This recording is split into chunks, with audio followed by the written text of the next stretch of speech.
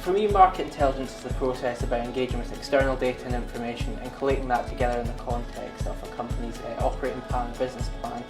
And from there, that information and data is used to kind of put confidence and a bit of fact behind a company's goals or strategic ambitions moving forward. This can be anything from kind of a company's new market entry analysis to competitor analysis to just understanding the operating context in which it finds itself. I mean, as in any industry, the main focus for market intelligence should be looking at kind of that external data and that external information and really understanding that in the context of your business and how that's going to impact on your services. I mean, the oil and gas industry in particular is full of tens of thousands of changing parts and components, from kind of the purchasing base to the supply chain entities to subsea infrastructure, vessel assets. So to understand how that's changing and how that context fits around your business is going to be key going forward. I mean, to kind of use a metaphor, back in 2014, the oil and gas industry was maybe perhaps like a drag race, provided you had a good solid business model, a good engine, you'd get to the finish line. Today, with all the change that's going on in the environment, it's more like Formula One. You need to keep a pace of all the technology advancements. You need to look at who the key appointments are to competitor organisations, and are you best positioned to win the race? Can you see ahead for those curves that are coming up? And any good market intelligence business should be there in a position to help their clients understand that context and take their strategy and their business forward. The internet's a fantastic thing, and the wealth of information you can find out about companies and organisations and infrastructure and assets is phenomenal. The key thing with open source information is it's cross-reference everything. So if you find a piece of information that's open source, you need to have a reliable network that you can go back to check that and make sure that the information you have is accurate. I mean, at ArchNet we're quite lucky because we have two components to our business. We've got the market intelligence aspect and we've got the kind of call-off support services side. We've got a great network of associates and technical experts that we can go to kind of check off any information we've come across to make sure that what we're putting out is 100% accurate.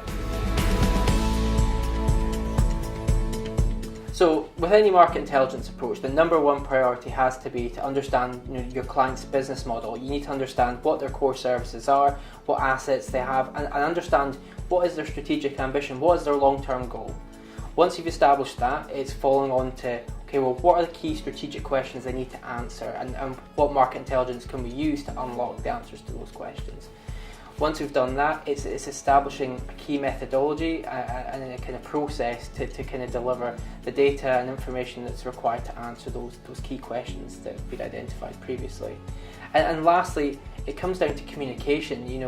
Nobody wants to report that they're going to have to scratch their head and think, well, I can't understand that. What we really need to do is a clean, concise report that gets to the answers for the questions that have been identified, so that at the end of the day, the client can walk away knowing and clear in their mind, this is what the strategy is, and this is the data and information we need to back up that strategy, and have confidence in the information and data they've been presented. I wouldn't say companies misuse market intelligence. I think they maybe mismanage market intelligence, and they need to develop a sustainable approach to how they conduct market intelligence. Most companies have got a strategy that they would like to follow, but how often are they checking that strategy? How often are they health checking that strategy? And how are they investing in market intelligence? We see examples of a lot of companies that pay substantial sums for a report that's great for the quarterly board paper, but does that market intelligence resource really benefit the organisation as a whole? Can it provide the value that you expect to get out of it? I mean, companies are constantly re-examining how they do market intelligence now. That might be a case of having somebody in-house to provide dedicated market intelligence support, or they could employ an external agency to kind of do that for them. And there's no right or wrong answer. It comes down to kind of where your company is in a given context and whether or not that's something you want to invest in as a permanent overhead, or if it's something you just need to invest in over kind of set periods of time. I mean, an in-house analyst will have the expertise and experience to understand the business model that they're engaged with and have a true understanding of what the business goals and objectives are, and apply that to the external context, which is fantastic. Where an external agency may add value is kind of to cross-check all the work that the internal analyst is doing, An external agency also maybe has access to a wide network of kind of associates and contacts to really deliver a kind of a wider range and impartial view of how that business sits in the context. So at Archer now, we wanted to develop a new in-market intelligence product in a way. We've seen a lot of examples of kind of the macro level products out there in the market, and they're fantastic for kind of highlighting the overall themes and trends within the marketplace. But what we wanted to do was develop a product that would allow our client companies and organisations to get real commercial advantage and tactical advantage and understand exactly what their competitor organisations were doing, how their own organisation compared against their competitor organisations, understanding kind of where the new markets were coming through and the key contacts and companies within those markets in order to kind of develop a strategic plan. And then that's the ethos we roll through all our kind of bespoke analysis products we do for our clients.